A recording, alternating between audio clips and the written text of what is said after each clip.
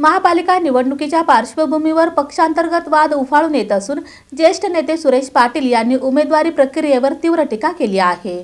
सोलापूर महानगरपालिका निवडणुकीच्या पार्श्वभूमीवर पक्षांतर्गत नाराजी उफाळून येत असून ज्येष्ठ नेते सुरेश पाटील यांनी उमेदवारी प्रक्रियेवर तीव्र टीका केली आहे। पक्षाने सच्चा आणि निष्ठावान कार्यकर्त्यांना बाजूला ठेवून लुच्च्या संधीसाधू कार्यकर्त्यांना उमेदवारी दिली आहे। यामुळे खऱ्या कार्यकर्त्यांवर अन्याय होत आहे असा आरोप सुरेश पाटील यांनी केला। यामुळे पक्षात असंतोष वाढत असून या निर्णयाचा निवडणुकीत फटका बसण्याची शक्यता त्यांनी व्यक्त केली।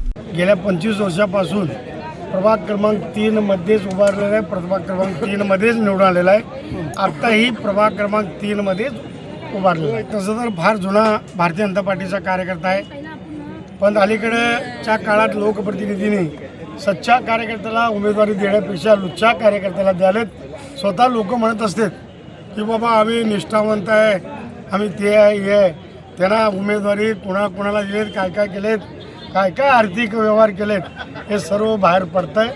थोड्या दिवसात सर्व कळतंय। ज्या जुन्या लोकांना न्याय पक्षाने दिले नाही ते आता उघडं करण्यात येईल। मला भारतीय जनता पार्टीचे आमचे प्रदेशाध्यक्ष रवींद्रजी चव्हाण साहेब, आमचे मुख्यमंत्री देवेंद्रजी फडणवीस साहेब किंवा सोलापूरचे आमचे अध्यक्ष वगैरे आम्हाला माझं उमेदवारी कट केलेलं नाही।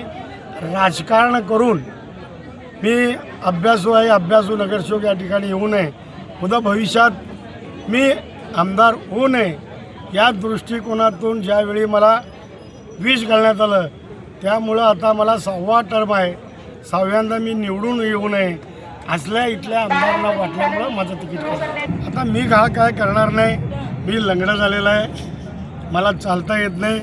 माझे मतदार बंधू भगिनी तुम्ही सर्वजण मला जर पाठिंबा दिला, मला मतदान केलं तर मी निवडून येणार। ज्याने कुणी मला विष घातला असेल त्याला एकदा पाडण्यासाठी मला संधी द्यावं, हीच मी देवाचरणी प्रार्थना करणार।